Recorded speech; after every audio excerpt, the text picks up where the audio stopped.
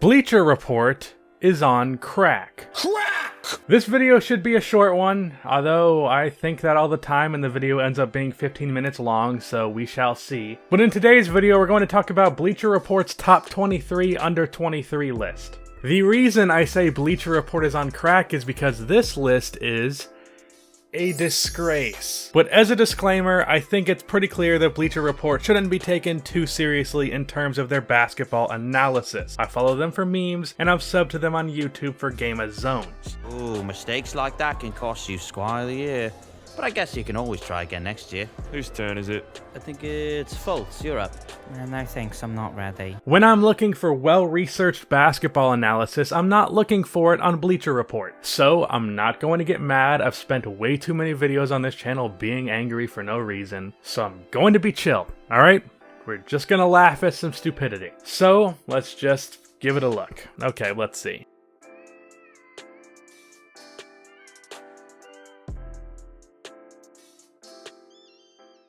Oh, you motherfucker. Rebound. Save. Absolutely incredibly with the acrobatic alley-oop.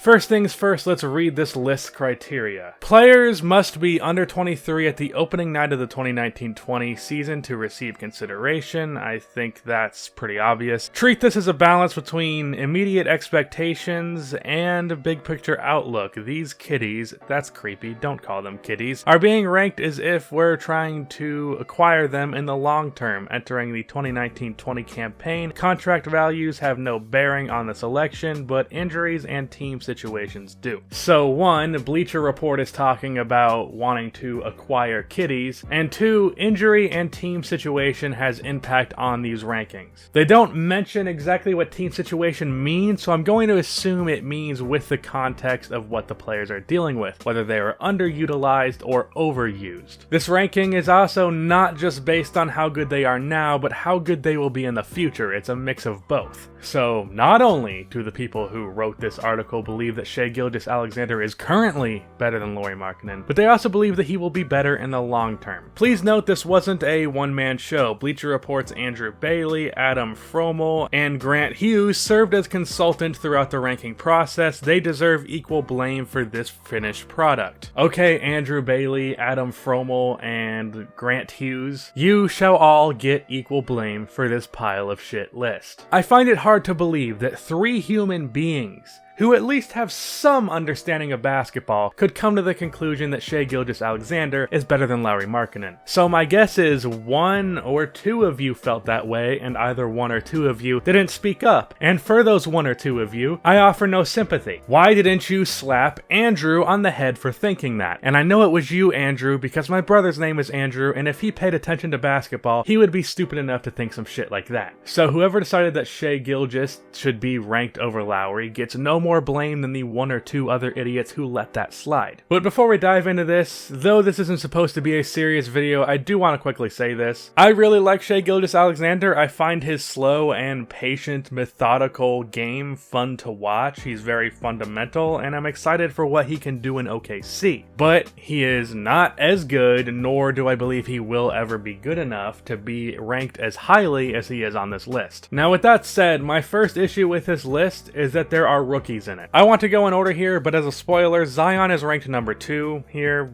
without having played a second of NBA ball yet, over guys like De'Aaron Fox, Trae Young, and Brandon Ingram. As far as I'm concerned, someone who has never played has no business being ranked over someone who has put up 70 points in an NBA game. So for every player on this list who is a rookie, which is 3, RJ Barrett, Ja Morant, and Zion Williamson, I'm not going to mention them, because one, I don't think they belong on a list having not played, and two, when it comes to evaluating draft prospects, I am terrible. The only draft prediction that I've gotten even slightly right so far is Landry Shamet being a steal. I literally said Trae Young would 1000% be a bust, and that I would take 7 prospects over Luka Doncic in the 2018 draft. So with rookies who haven't played, it's just best that I don't give my opinion, because I end up being wildly wrong most of the time. they shouldn't be on this damn list anyways. But let's look at number 23, 22, and 21. Mitchell Robinson at 23, then Shamet and Miles Bridges. Now the first three are not bad. Shamet, I think, should trade places with Mitchell Robinson. I think if Mitchell can stop fouling so damn much, he can be a future Defensive Player of the Year candidate. And as much as I love Shamet, and as much as I think he's only scratched the surface of his potential in a limited role, Mitchell should be higher. And I think the placement of Miles is fine. I honestly feel that he is one of the most underrated young players in the league. Number 20, Kevin Huerter. Okay, never mind. Put Kevin Huerter all the way at 23. He is not better than Shamet, Mitchell, or Miles at the moment, and I don't think he ever will be. Sorry, Mojo, but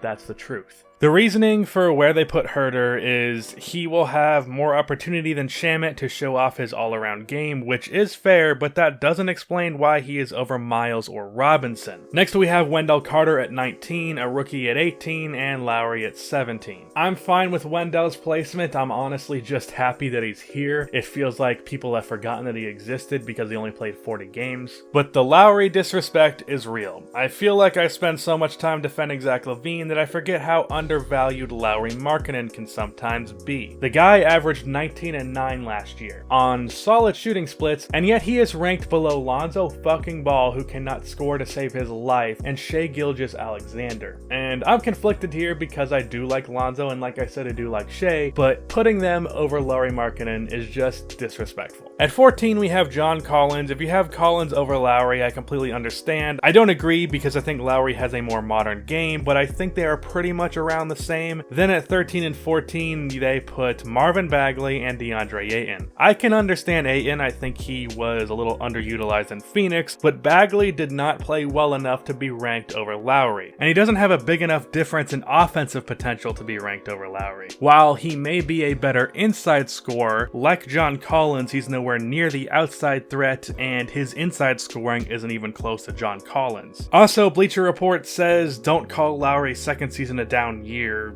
like that's a thing that people thought. He, despite injury, averaged 3.5 more points and 1.5 more rebounds. If you take away his first couple of games where he was recovering, his averages go up to nearly 20 and 10. So I don't know why it would even be implied that it was a down year. And it's also ridiculous that Marvin Bagley is over John Collins. At number 11, we have Jaylen Brown. And as much as I love Jaylen Brown, both as a basketball player and a person, he is not the 11th best player under 23. He should not be ranked over Lowry, Collins, or Ayton. I will say it's fair to put him over Bagley because Brown is in a limited system in Boston, but if the guys who wrote this use that as a knock against Shamet, putting Huerter over him for that reason, then I don't really understand the logic there. At number 10, we have the main disgrace. Shai Gilgeous-Alexander is ranked ahead of Lauri Markkanen, DeAndre Ayton, John Collins, Jaylen Brown, Marvin Bagley. Hell, I might even say putting him ahead of Wendell is pushing it a little too far. As I said, I really like Shai, but I don't think I should have to explain why this is a ridiculous ranking. And Bleacher Report offers no explanation for this insane ranking. They rave about his potential, but do not even acknowledge how ridiculous and insane it is that he is at number 10. Maybe if they said, hey, I know this seems crazy, but, and explain themselves, I could let it slide a little bit, but they don't. Tied for 8th is Brandon Ingram and Jaren Jackson. I would argue Ayton, Lowry, and Collins should be ranked over by, especially because the situation is explicitly said to be a part of this ranking, and this hasn't been talked about too much, but Brandon Ingram is a terrible fit in New Orleans. Ingram is a poor floor spacer who mostly gets his buckets in the ISO, so off ball he isn't a whole lot of use, and on ball he will have zero space to operate with. So if team situation impacts this, then Brandon Ingram should either be rated lower, or Bleacher Report should figure out what the fuck they're doing. And if health is a part of this, I feel potential career-ending blood clot problems should definitely bring him down a few pegs. And I actually like Triple J's placement. I think he is really underrated. He is already an A+ NBA defender at 19 years old with a 3-point shot and some ball handling abilities. He is the perfect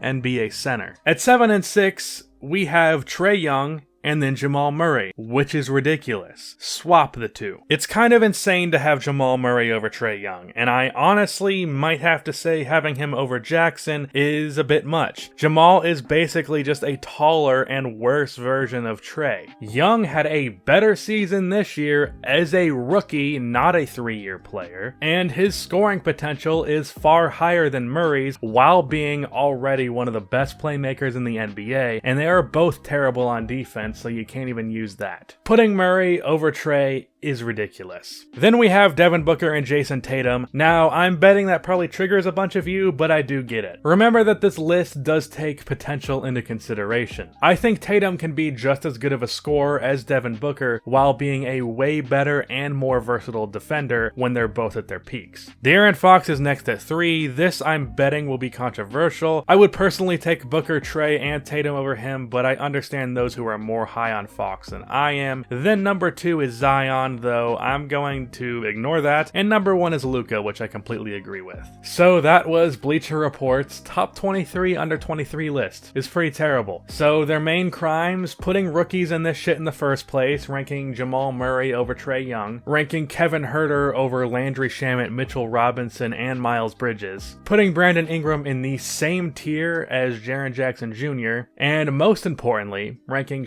gilgious-alexander over Lauri Markkanen, John Collins, DeAndre Ayton, Marvin Bagley, and Jaylen Brown. I decided to make my own ranking, taking out rookies, and here it is. Remember that this is basically predicting their future primes as well. So that's why I have Tatum over Devin Booker. Let me know what you think in the comments. This video was not short at all. That's the end of this video. Please be sure to like and subscribe for more NBA content like this, and cue the outro music.